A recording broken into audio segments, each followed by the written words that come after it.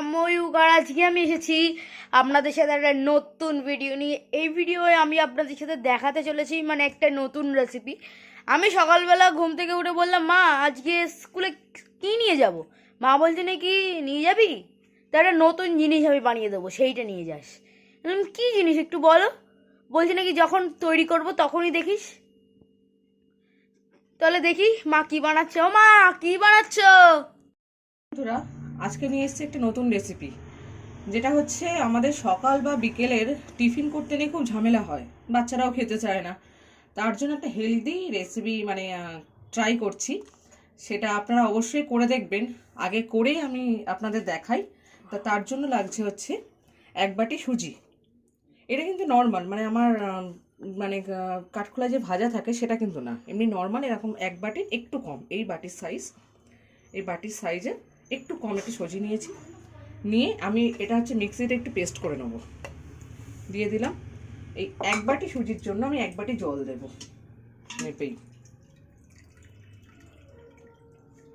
জলটা একটু বেশি পরিমাণ দিলাম, দিয়ে এটাকে পেস্ট করে নেব।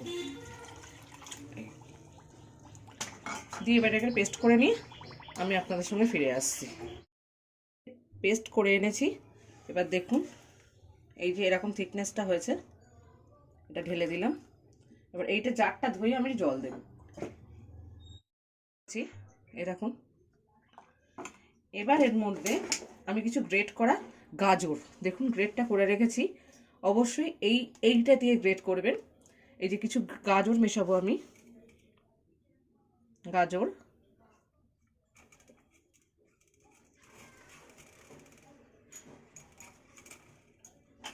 দেবো হচ্ছে আলুটা সেম প্রসেসে আমি করেছি।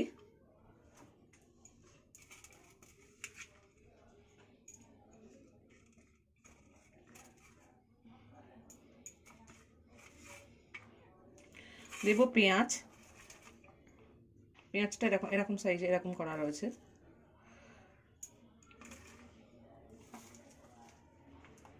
আর দেবো ধনেপাতা। ধনেপাতাটা এর সাথে পেঁয়াজের সাথেই চলে এসছে, দেখুন বন্ধুরা, এই যে ধনেপাতাটা পেঁয়াজের সাথেই চলে এসছে। আর দেবো হচ্ছে আদা। এই যে আদা আমি কুচিয়ে রেখেছি, এটা হচ্ছে আদা। আর দেবো কিছু কাঁচা লঙ্কা। এই যে এগুলো সব এবারে একসঙ্গে দিয়ে দিচ্ছি।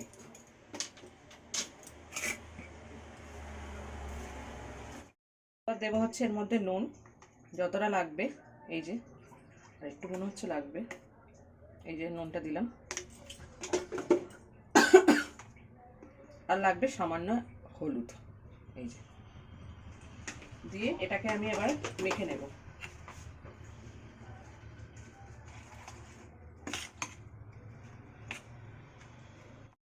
বন্ধুরা, এবার ওই 1 বাটির জন্য আমি একটা ডিম দিয়েছি। ডিমটা ফেটিয়ে দেব। ডিমটা দিয়ে ভালো করে একটুখানি নাড়িয়ে নিতে হবে।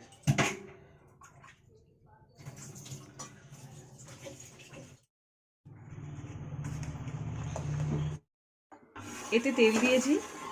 তেল দিয়ে এবার একটু করে নাড়িয়ে নিয়েছি। গ্যাসটা আপাতত একটু জোরেই আছে, কিন্তু এবার একটু লোর থেকে মিডিয়াম দেব। দিয়ে এটা দেখুন থিকনেসটা এরকম, এই যে এরকম। এবার আমি এতে দেবো। গরম হয়ে গেছে কিন্তু তেলটা।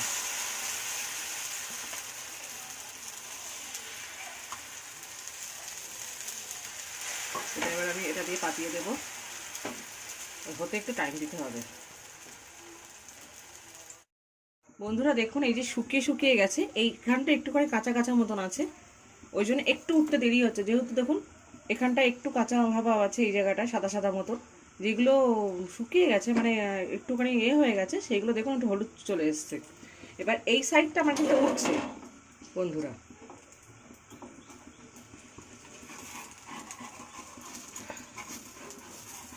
দেখুন বন্ধুরা, আমি ওপর পিঠে একটুখানি তেল দিয়ে দিয়েছি কিন্তু। হ্যাঁ দেখুন বন্ধুরা, কি সুন্দর উঠে গেল।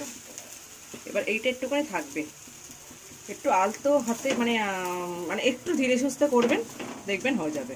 চটজলদিই হয়। অসুবিধা হলে একটু গ্যাসটা সামান্য জোর দেবেন, পুরো পুরো একদম জোর দিয়ে করবেন না। এভাবে এবার পরে এগুলো তুলে নিই আমি আস্তে আস্তে। এই অবস্থা হয়েছে। এই যে দেখুন, এই উল্টো পিঠ ছিঁড়ে গেছে, একটু তুলতে, যেহেতু সুজির জিনিস তো। এই যে দেখুন কি সুন্দর সিদ্ধ হয়েছে, একদম কাঁচা ভাব নেই কিন্তু, যেহেতু এর মধ্যে আলু দেওয়া, একটু আস্তে করতে হবে। এই আমি পরে আর একটা করছি। এইটা ফুলে একটা গেছে? করছি। হ্যাঁ, এটা ফুলেছে, দেখুন বন্ধুরা কি সুন্দর ফুলেছে। প্রথম বারটা যেহেতু তেল লাগে, পরের বারটা কিন্তু এতটা তেল লাগে না কিন্তু, কারণ প্রথম তো ওটা শুকিয়ে থাকে তো কড়াইটা। এই পরে আর একটা করছি, দেখুন আঁচটা কিন্তু জোরেই দেওয়া রয়েছে একটু। বন্ধুরা আমার লাস্টেরটাও ওঠানো হয়ে গেছে, দেখুন কত কালারফুল ব্রেকফাস্ট হয়েছে। ব্রেকফাস্ট করুন কি বিকেলবেলার টিফিন করুন, যে কোনোভাবে করতে পারেন আপনারা। তা অবশ্যই এইভাবে বাচ্চাদেরকে দেবেন, বাচ্চারাও আলু সবজি সবই কিছু খাচ্ছে। তা আপনারা এইভাবে অবশ্যই করে দেখবেন। আলুটাও খুব ভালো মতো মানে সিদ্ধ হয়ে গেছে ওর মধ্যে, যেহেতু ওরকম করা। আর অবশ্যই আপনারা করে দেখবেন, করে দেখার পর আর সসের সাথে যেহেতু করেছি, সস আর মেয়োনিজ দিয়েছি, আপনারা শুধু সসের সাথেও খেতে পারবেন, অসুবিধা হবে। আর আজ পর্যন্ত ভিডিও, মানে আজকের ভিডিও এই পর্যন্তই। আবার পরের ভিডিওতে অবশ্যই কথা হবে নতুন একটা রেসিপি নিয়ে। নমস্কার বন্ধুরা, আজকের মতো ভিডিও এই পর্যন্তই। আবার আমি পরে ফিরে আসবো, মানে নতুন ভিডিওটা আমি আমার নিয়ে আসছি।